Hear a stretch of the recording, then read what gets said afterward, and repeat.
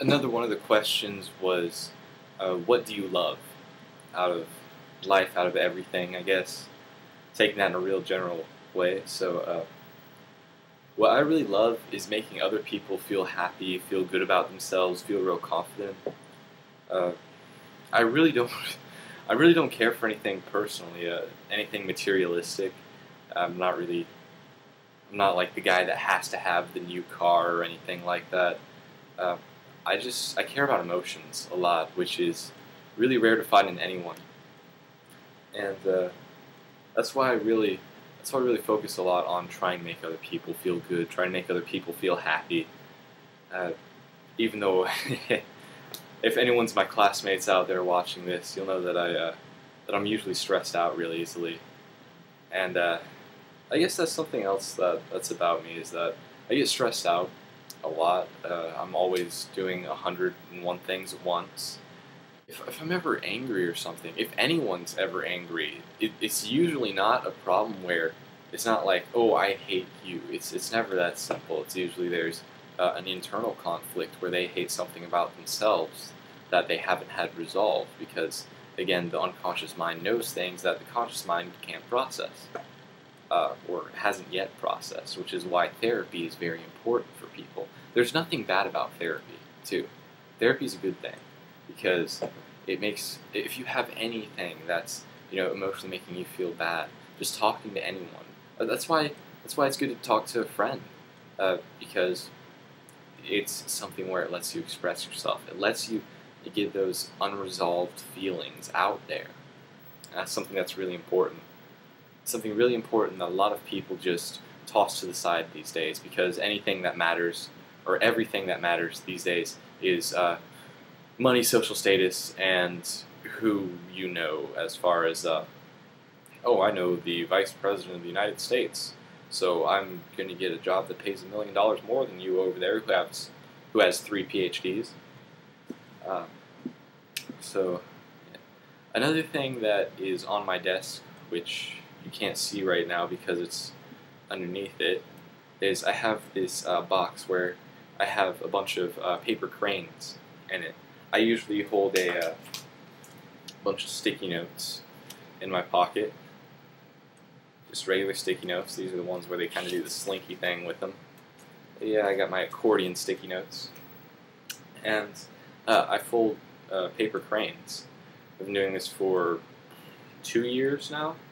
Hasn't been quite as long as I've been studying hypnosis. Uh, I've been folding paper cranes, trying to get to 1,000, and I'm pretty close. Last I counted, I had about 860. I'm just working on those last few. It's not that much anymore. And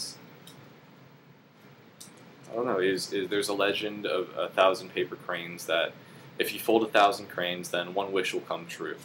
And for me personally, I don't want to sound like a sob story or anything.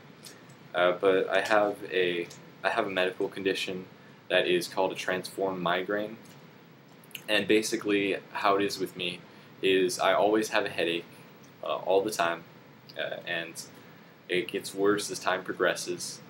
Like I look back and like the year before, I'd be like, oh, that was painful. I thought it was terrible then, but now it's absolutely nothing. Like even right now, I have a headache. Just I can feel it kind of in the back of my head right now. It's just something that constantly weighs me down. I always sound tired.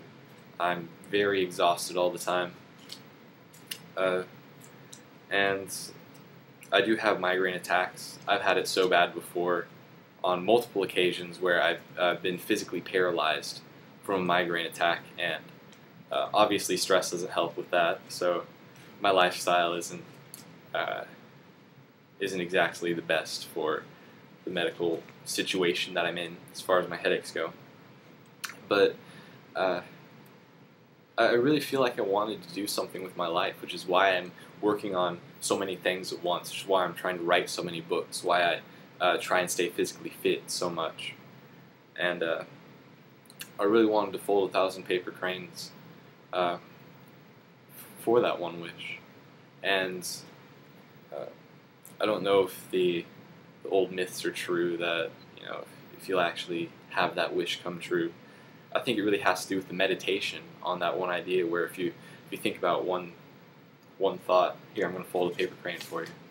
If you think about one thought long enough while you're folding a paper crane, then that helps it come true. So if you fold 1,000 paper cranes while focusing on that single thought, then it should make that idea real, because you'll have those feelings inside, and ultimately that'll change your behavioral patterns, and that'll change how you react to the world and how the world reacts to you.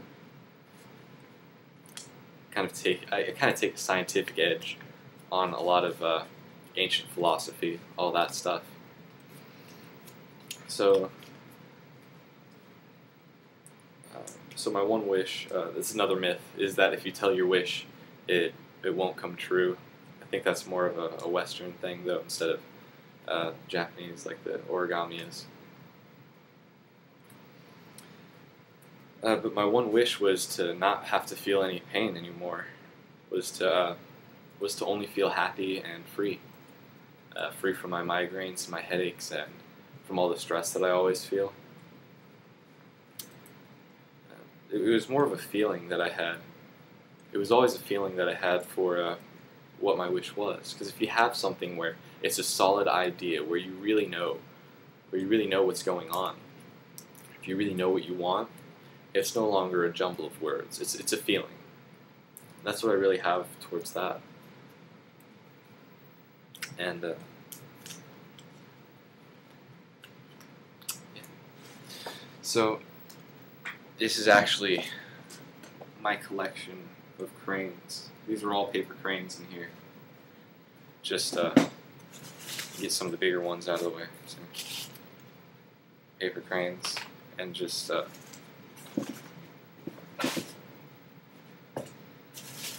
hundreds of paper cranes all through this. Just hundreds of them.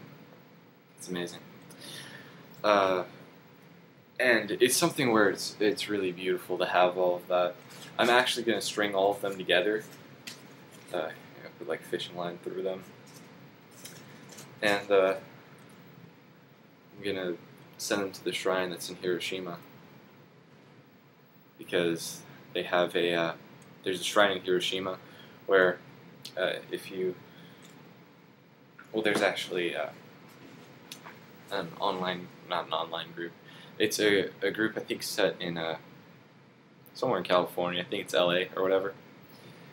Where if you mail them 1,000 paper cranes that are strung together, you put them in a big box like that, and you mail them to them, then they'll send it to the shrine in Hiroshima, where they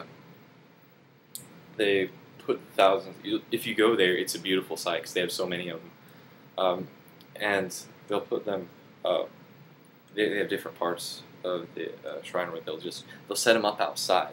They'll set up the string of cranes outside and just leave them there, and they'll like fall apart due to time and all of that. And instead of seeing it as something sad, like, oh, someone put all that time into folding those 1,000 cranes and then it just kind of goes to waste. No, it's not like that. It's something it's much more beautiful. It's much more eloquent. Where as the cranes fade away, that's all of the thought, all of the feeling that was put into that, all the folding of them. It's a release of all of that effort. So all of those dreams and desires that you have folding all of those cranes are finally released into the wind, released into the world out there.